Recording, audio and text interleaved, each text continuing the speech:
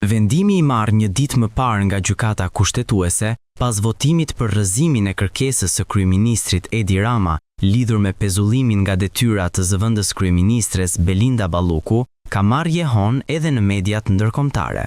E përditshmja franceze Le Figaro shkruan se Balluku akuzohet për abuzim me tendera, konkretisht në projektin e tunelit të Llogaras, si edhe për shkelje të dyshuara në disa lote të Unazës së Madhe të Tiranës.